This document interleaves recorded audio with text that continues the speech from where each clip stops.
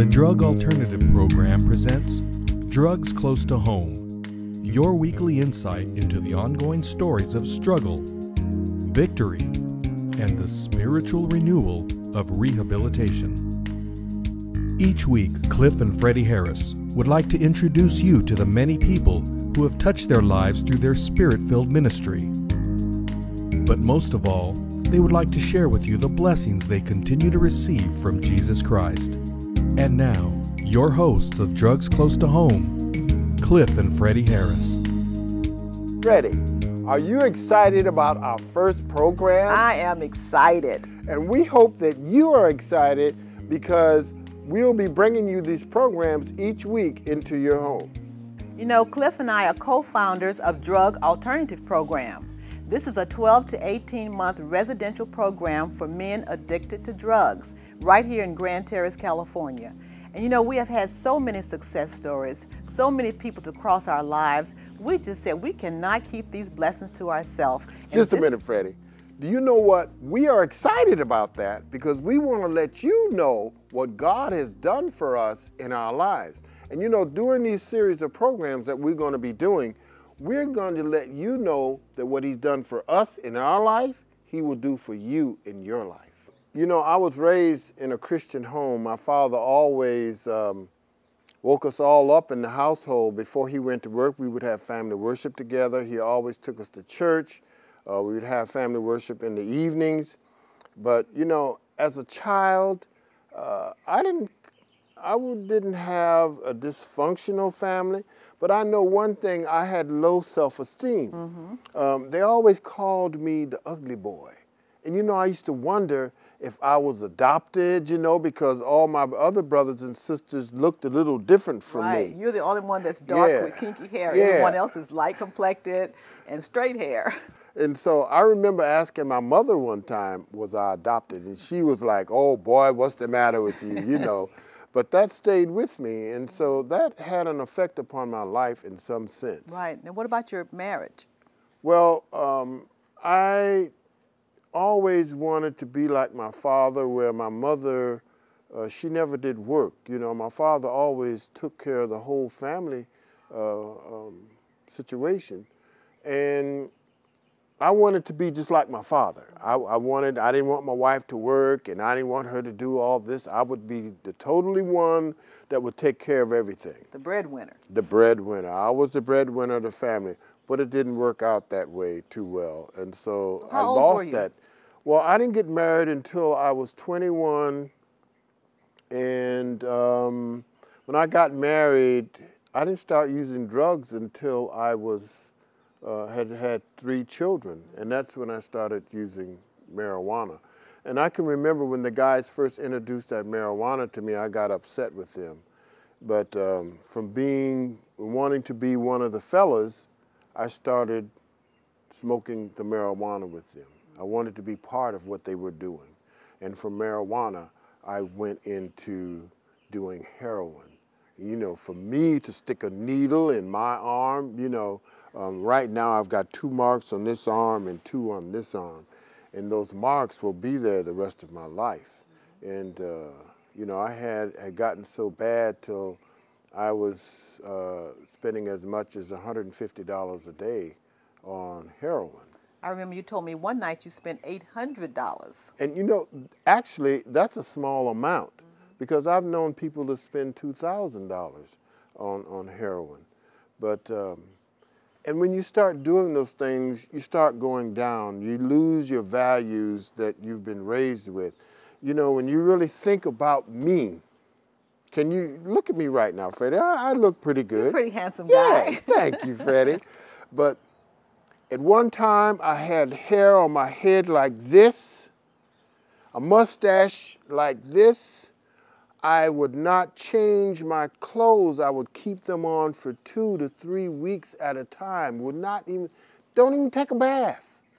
Don't even take the clothes off because I'm so down in the gutter. And that's where Satan takes us. Satan will take us down into the gutter that I thought I would never go. But that's where I went. Well, what about your jail life and your prison life? Well, I've been in the Colorado State Penitentiary twice. I've been to jail in California, Ohio, Florida, Texas. I can't remember the rest. But there's some more. New York. I've been to all those places in jail. As far as my children go, I stole from my children, stole from my wife. You know, and when you're doing these things, you say that you love your children, but you don't love them. Because, you know, my ex-wife used to say to me, if you loved me, you wouldn't hurt me. And you know, that's true. God says the same thing to us. If you love me, you would obey me. I remember you telling me the 17th Street episode. Share that with the audience. Well, one day I was looking for drugs all day long. I'd been going down on 5 Points, standing on the corner waiting for the drug dealers to come, or going to this house or that house, and I couldn't cop. And cop, what does that mean? Cop means to get your drugs, you know, to buy them, or you know, someone to give them to you. But I ended up around about 5 or 6 o'clock in that evening. Finally, I had gotten some drugs, and I was flying down 17th Street. I'll never forget this. On my way home to get down with my drugs.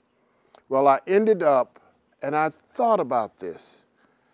I was flying, and I thought,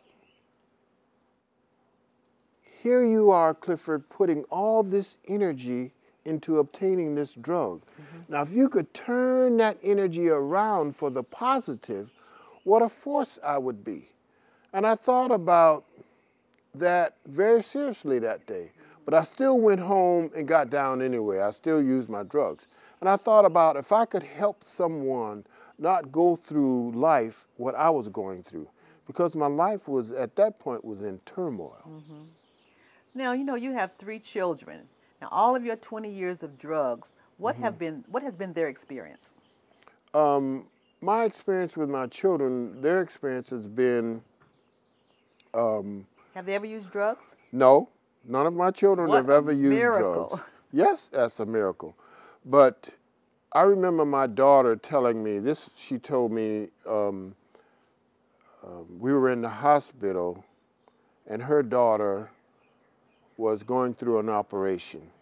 And we were sitting in the cafeteria at the hospital, and my daughter said to me, Daddy, I want you to go head on with your life. You move on with your life, because, you know, she didn't say it, but she meant was that I had disappointed her so much in her life that she wanted me to move on. And you know one thing I said to her, Freddie? I didn't give her any indication of saying or comment on to her what I was going to do. I just not going to do anything special.